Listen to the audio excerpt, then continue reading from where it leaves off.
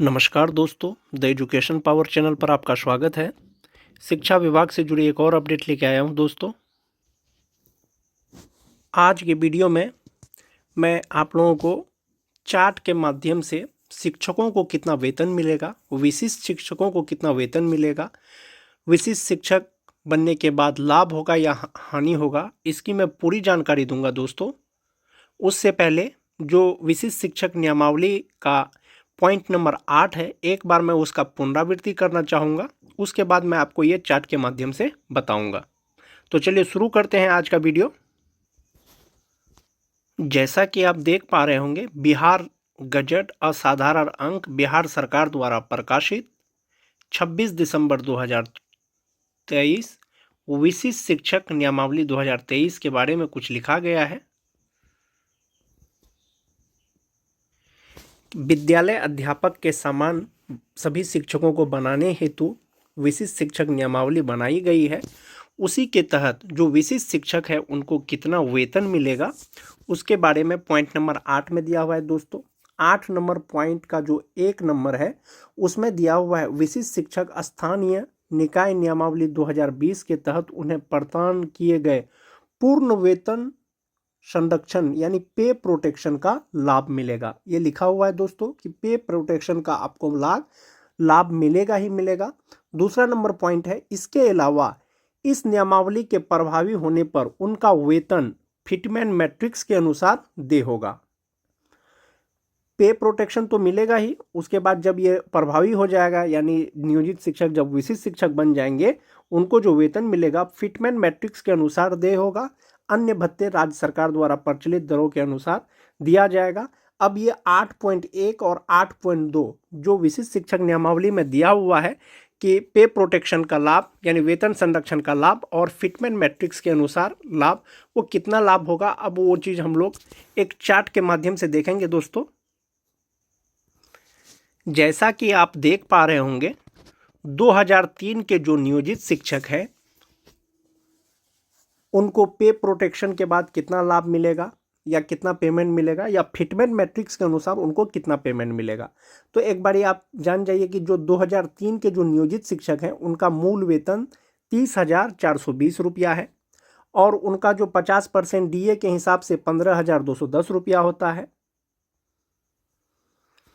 जो एचआरए है उनका 5% उसके हिसाब से 1521 रुपया होता है और 1,000 रुपया मेडिकल फिक्स है दोस्तों। और उनका जो टोटल सैलरी मिलता है यानी ग्रॉस सैलरी जो बनता है 2003 वाले का जो नियोजित शिक्षक है उसके बारे में बता रहा हूँ, उनका बनता है 49,951 रुपया। 3,600 रुपया ईपीएफ में जमा होता है, 1,800 रुपया शिक्षक का और 1,800 रुपया सरकार देती है। वो कटने के बाद 3,600 रुपया कटने के बाद उनको जो अकाउंट में सैलरी मिलता है दोस्तों वो 46,351 रुपया मिलता है 2003 के जो नियोजित शिक्षक हैं। विशिष्ट शिक्षक नियमावली के 8.1 के अनुसार दिया हुआ है कि सरकार उसको पे प्रोटेक्शन का लाभ देगी यानी वेतन संरक्षण का लाभ देगा। पे प्रोटेक्शन का मतलब हुआ दोस्तों उसका जो मूल वेतन है और वो जब वो विशिष्ट शिक्षक बनेंगे वो मूल वेतन पिछले मूल वेतन से कम नहीं होना चाहिए। तो पहले उसको मूल वेतन मिल रहा था 30,420 रुपया और समस्थानिक जो मूल वेतन है दोस्तों विशिष्ट शिक्षक नियमावली में वो 30,750 रुपया है। यानी 2003 वाले नियोजित शिक्षकों को सरकार पे प्रोटेक्शन का लाभ देगी तो उसका मूल वेतन हो जाएगा 30,750 रुपया। उसी हिसाब से उनका डीए हो जाएगा 15,375, एचआरए हो जाएगा 1,538, मेडिकल सबके लिए फिक्स है दोस्तों।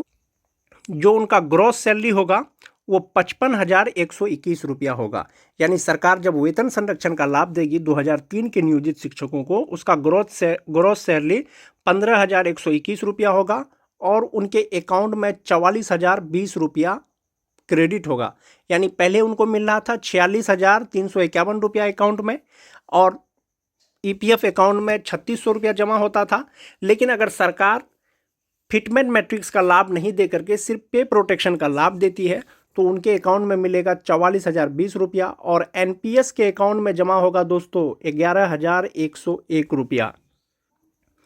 तो 2,000 रुपया यहाँ सैलरी कम मिलेगा लेकिन 11,101 रुपया आपका भविष्य के लिए जमा होगा। एक ये चीज़ हो गया, नियमावली में स्पष्ट लिखा हुआ है कि वेतन संरक्षण का लाभ दिया जाएगा। इसके अतिरिक्त लिखा हुआ है कि फिटमेन मैट्रिक्स के अनुसार जो है वेतन मिलेगा विशिष्ट शिक्षकों को। अगर फिटमेन मैट्रिक्स के अनुसार मिलेगा दोस्तों, तो 1 to 5 के जो नियोजित शिक्षक हैं 2003 के, उनका मूल वेतन 35,640 रुपया हो जाएगा।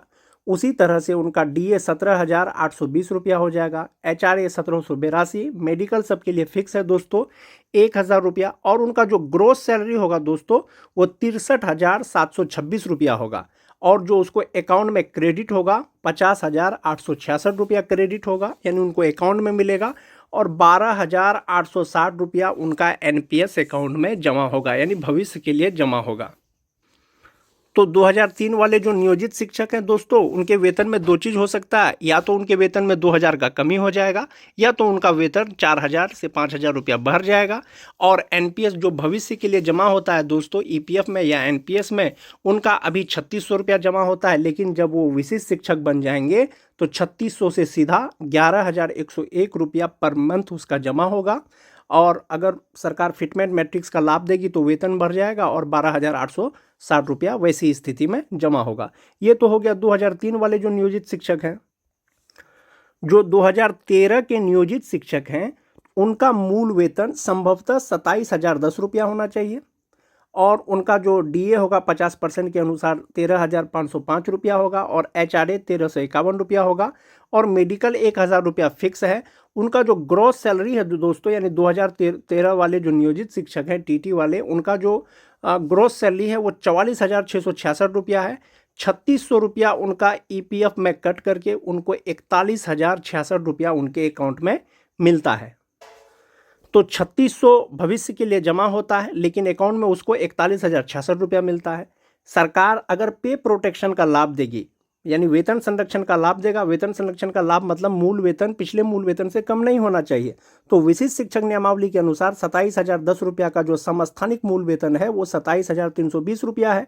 50% डीए के हिसाब से 13,660 रुपया उसका डीए हो गया, और एचआरए 5% के हिसाब से 1,366 रुपया हो गया, मेडिकल 1,000 रुपया हो गया, और उनका जो ग्रॉस सैलरी बनेगा दोस्तों वो 49,083 रुपया बनेगा। 49,083 रुपया में जो उनको अकाउंट में क्रेडिट होगा ग्रॉस सैलरी के बाद वो 39,218 रुपया उसके अकाउंट में क्रेडिट होगा, और पहले उसका 3,600 रुपया ईपीएफ में करता था, भविष्य के लिए करता था, लेकिन अभी उनका जो पैसा जमा होगा दोस्तों भविष्य के लिए एनपीएस के लिए वो 9,865 रुपया होगा। ये मैं आपको 2013 के जो टीटी नियोजित शिक्षक हैं उसके बारे में बता रहा हूँ। अगर सरकार फिटमेंट मैट्रिक्स का अगर लाभ देती है, जो नियमावली में दिया हुआ है वो देना ही, अगर फिटमेंट मैट्रिक्स का लाभ देगी, जो उसका सब फिटमेंट मैट्रिक्स के अनुसार जो उनका मूल वेतन होगा 2013 वाले नियोजित शिक्षकों का, उनका होगा 31,670 रुपया। उसी हिसाब से उनका डीए हो जाएगा 15,835 रुपया, एचआरए हो जाएगा 1,584 रुपया, 1,000 रुपया उसका मेडिकल फिक्स हुआ, और जो उनका ग्रॉस सैलरी होगा दोस्तों, यानी सिर्फ अगर सरकार पे प्रोटेक्शन का लाभ देती है, ग्रॉस सैलरी होगा 56,740 रुपया, और उनके अकाउंट में मिलेगा 45,308 रुपया, 45,308 रुपया, और जो एनपीएस में जमा होगा दोस्तों वो 11,432 रुपया जमा होगा, जो 2013 के नियोजित शिक्षक हैं अगर फिटमेंट मैट्रिक्स का लाभ देता है तब। उसी तरह 2016 के जो नियोजित शिक्षक हैं उनका मूल वेतन संभवतः 26,210 रुपया होना चाहिए, और डीए 13,105 रुपया हो जाएगा 50% के हिसाब से, और एचआरए 1,311, मेडिकल 1,000 रुपया, और उनका जो ग्रॉस सैलरी होगा दोस्तों वो 43,426 रुपया होगा, और उनको अभी 39,826 रुपया उनके अकाउंट में मिलता है अभी नियोजित रहते हुए। 3,600 रुपया उनके ईपीएफ में करता है। अगर वे विशिष्ट शिक्षक बन जाते हैं, नियमावली के तहत वो राजकर्मी बन जाते हैं, सरकार अगर पे प्रोटेक्शन का लाभ देगी तो उनका जो समस्थानिक मूल वेतन हो जाएगा वो 26,250 रुपया हो जाएगा विशिष्ट शिक्षक नियमावली के अनुसार, और उनका जो डीए हो जाएगा 13,125, एचआरए 1,313, मेडिकल उनका फिक्स हो गया। ग्रॉस सैलरी उनका हो जाएगा दोस्तों 47,201 रुपया, और उनको अकाउंट में मिलेगा 37,720 रुपया, और उनका जो एनपीएस अकाउंट में जमा होगा वो 9,481 रुपया। तो 9,481 रुपया उसके एनपीएस अकाउंट में जमा होगा। पहले मिल रहा था उसको 39,826 रुपया, अभी मिल रहा है उसको 37,720 रुपया यानी मिलेगा विशिष्ट शिक्षक बनने के बाद। तो उनको लग रहा होगा कि 2,000 रुपया कम मिलेगा, लेकिन आप ग्रोस सैलरी देख लें दोस्तों, पहले आपकी ग्रोस सैलरी 43,426 रुपया थी, ठीक है। सरकार आपको सिर्फ उसमें 1,800 रुपया देती थी, लेकिन अब जो आपकी ग्रोस सैलरी है वो 47,201 रुपया है और सरकार इसमें कम से कम 5,000 रुपया आपको देगी। तो कहीं ना कहीं पहले आपका 3,600 जमा होता था, अभी आपका 9,481 रुपया जमा होगा। तो दोस्तों 2 गुना 3 गुना के बराबर में आपका जो है एनपीएस में रुपया जमा। और सरकार अगर फिटमेंट मैट्रिक्स के अनुसार अगर लाभ देगी 2016 वाले नियोजित शिक्षकों को भी, तो उनका मूल वेतन जो है इंडेक्स के अनुसार हो जाएगा 30,750 रुपया और डीए 15,375, एचआरए 1,538, मेडिकल फिक्स है। और जो ग्रोस सैलरी होगा वो 55,121 रुपया होगा और जो उसके अकाउंट में मिलेगा 44,020 रुपया मिलेगा और 11,101 रुपया उनके एनपीएस में कटेगा, एनपीएस अकाउंट में। उसी तरह से जो 2020-22 वाले 6th फेज वाले टीचर है दोस्तों, सबसे ज़्यादा फायदा उन्हीं को होगा। जैसा कि उनका जो है जो 6th फेज वाले 1 to 5 के टीचर हैं, उनका जो अभी बेसिक पे है वो 21,940 रुपया है और उनको डीए 10,970 रुपया मिलता है और एचआरए उसको 1,097 रुपया उसका मेडिकल, और टोटल ग्रोस सैलरी उनका 36,807 रुपया बनता है और 3,600 रुपया कट के उनको 33,207 रुपया उनके अकाउंट में मिलता है 2022 के जो 1 to 5 के नियोजित टीचर हैं। लेकिन जैसे ही उनको पे प्रोटेक्शन का लाभ मिलेगा या विशिष्ट शिक्षक बनेंगे तो उनका जो बेसिक पे हो जाएगा वो 25,000 रुपया हो जाएगा और उनको जो वेतन मिलेगा अकाउंट में वो 35,970 रुपया मिलेगा और 9,030 रुपया उसका जो है एनपीएस अकाउंट में जमा होगा। पहले 3,600 रुपया जमा होता था, अब 9,030 रुपया जमा होगा। पहले उनको वेतन 33,207 मिलता था, अभी उनको 35,970 रुपया मिलेगा। ये तो हो गया अगर वेतन संरक्षण का लाभ देगी तब। अगर फिटमेंट मैट्रिक्स का लाभ दे देता है दोस्तों तो 2020 वालों का जो मूल वेतन हो जाएगा 26,250 हो जाएगा और उसी तरह से डीए 13,125 और एचआरए 1,313 और उनको जो अकाउंट में मिलेगा तो 37,720 रुपया मिलेगा और उनका जो एनपीएस में कटेगा वह 9,481 रुपया कटेगा। तो 2022 के जो नियोजित शिक्षक हैं आप देख सकते हैं उनको अभी 33,207 रुपया मिल रहा है।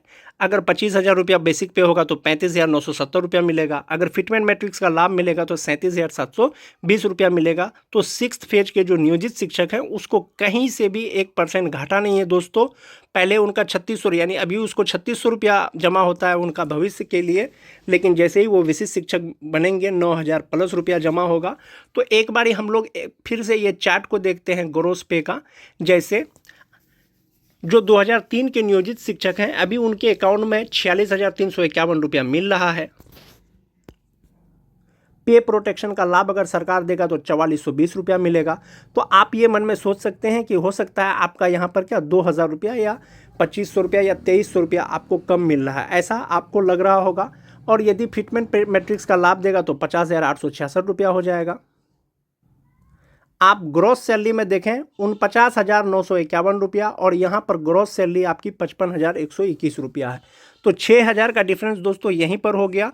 तो आपको विशिष्ट शिक्षक बनने में यानी नियोजित शिक्षक को विशिष्ट शिक्षक बनने में कहीं से भी दोस्तों घाटा नहीं है। सिर्फ आपकी पोस्टिंग अगर दूर में हो जाती है तो वो अलग बात है, नहीं तो आपको एनपीएस में पहले आपका ईपीएफ में 3,600 रुपया कटता था और अभी 11,000 प्लस रुपया कटेगा। तो कहीं ना कहीं आपको ये फ्यूचर में काम आएगा। उसी तरह से जो 2013 के नियोजित शिक्षक हैं उनका जो ग्रॉस सैलरी है अभी वो 44,666 रुपया है, 41,066 रुपया उनको मिल रहा है। लेकिन पे प्रोटेक्शन के बाद उसका जो ग्रॉस सैलरी हो जाएगा वो 49,083 रुपया हो जाएगा, 49,083 रुपया हो जाएगा और उनके अकाउंट में 39,218 रुपया मिलेगा। पहले उनका जमा 3,600 होता था लेकिन अब उनका जमा लगभग 10,000 रुपया होगा, यानी 3 गुना के बराबर में होगा, 3 गुना 4 गुना के बराबर में। फिटमेंट मैट्रिक्स का अगर लाभ दे देगा दोस्तों तो उनका ग्रॉस सैलरी 56,740 रुपया हो जाएगा और उनके जो एनपीएस में कटेगा 11,432 रुपया कटेगा। तो इसी तरह से दोस्तों सबको लाभ मिलेगा। चार्ट के द्वारा चार्ट बना करके मैं सबके जो इंडेक्स को है वो क्लियर करने की कोशिश किया हूं। एक बार इस चार्ट के द्वारा दोस्तों क्लियर किया गया है, क्या किया गया है, जो नियोजित शिक्षक हैं 2003 के उनको 46,351 रुपया अभी मिल रहा है। अगर सरकार पे प्रोटेक्शन का लाभ देगी तो 44,020 रुपया मिलेगा। फिट मैट्रिक्स का लाभ देगी तो 50,866 रुपया मिलेगा। और अगर सिर्फ पे प्रोटेक्शन का लाभ देगी सरकार तो 2331 रुपया उसको वेतन कम मिलेगा, लेकिन 7,501 रुपया एनपीएस में उनका ज़्यादा जमा होगा। तो आप क्या देख रहे हैं, सैलरी में सिर्फ 2,331 रुपया कम मिल रहा है, लेकिन उनके भविष्य में जमा हो रहा है 7,500 रुपया। उसी तरह से जो 2013 के नियोजित शिक्षक हैं उनको जो अभी मिल रहा होगा 41,066 रुपया मिल रहा होगा। यदि सरकार उसको पे प्रोटेक्शन का लाभ देगी तो 39,218 रुपया हो जाएगा, और फिटमेंट मैट्रिक्स के अनुसार 45,308 रुपया हो जाएगा। तो सिर्फ पे प्रोटेक्शन का सरकार लाभ देगी उनको तो उनको 1,848 रुपया कम मिलेगा, लेकिन 7,832 रुपया उनको जमा होगा। घटा आपको सिर्फ 1,848 रुपया का है, लेकिन फायदा आपको जो है 7,832 रुपया का हो रहा है। उसी तरह से जो 2016 के नियोजित शिक्षक हैं 39,826 रुपया उनको मिल रहा होगा। यदि वो विशिष्ट शिक्षक बन जाते हैं तो 37,720 रुपया उनको मिलेगा। यदि सरकार उसको फिटमेंट मैट्रिक्स का लाभ देगी तो 44,020 रुपया मिलेगा।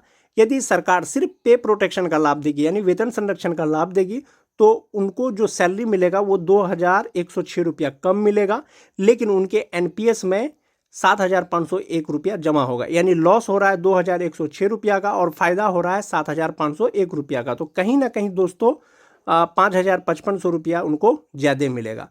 उसी तरह से जो 2022 के जो नियोजित शिक्षक हैं 33,207 रुपया अभी मिल रहा है उनको। यदि विशिष्ट शिक्षक बन जाते हैं तो 35,970 रुपया मिलेगा। यदि फिटमेंट मैट्रिक्स का लाभ देगी सरकार तो 37,720 रुपया हो जाएगा। तो जो 2022 के नियोजित शिक्षक हैं 6th फेज के, तो उनको कहीं से भी 1 रुपया घाटा नहीं है दोस्तों। अभी 33,000 मिल रहा है।